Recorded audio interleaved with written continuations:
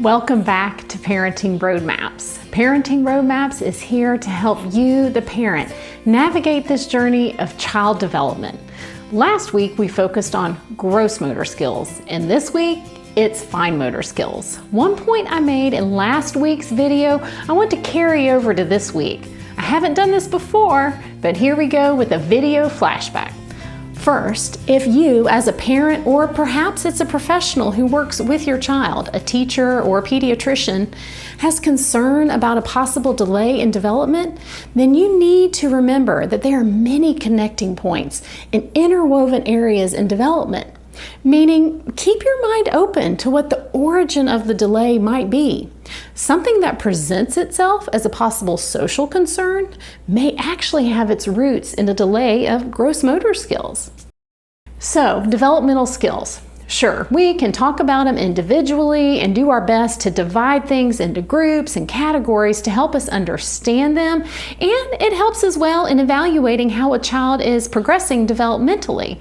But as I stated last week as well, the reality is these developmental skills can be so interdependent on each other.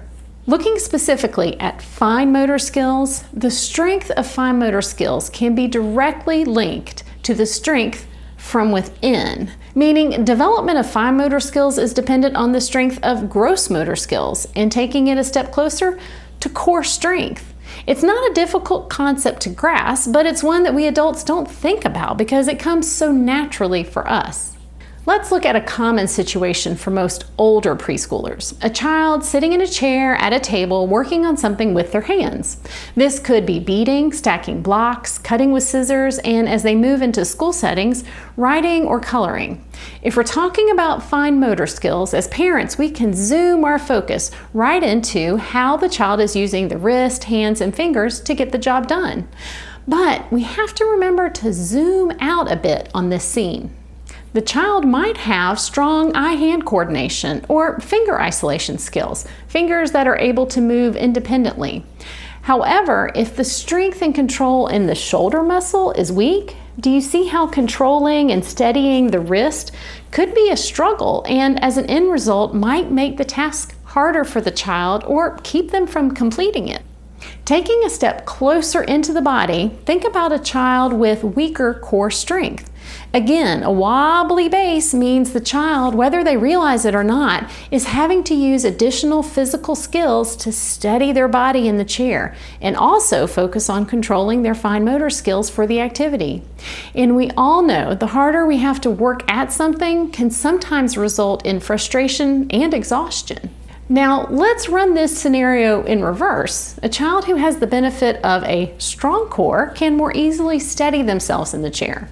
And moving this back out to the shoulder, a stronger shoulder can more easily provide stability to the wrist and hand.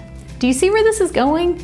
The child with a stronger core and stronger gross motor skills leaves them with more physical and mental capacity for focusing on their fine motor skills and the task at hand. It's not rocket science, but hopefully you can see how important this aspect of child development is.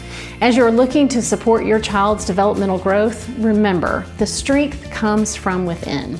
I am always grateful for your support of Parenting Roadmaps. If you'd be willing to subscribe to the YouTube channel and follow Parenting Roadmaps on Instagram, I would be very grateful. It's a small step that will go a long way to helping me make these educational resources easily accessible to as many families as possible. Have a great week, everyone, and as always, remember to enjoy the journey.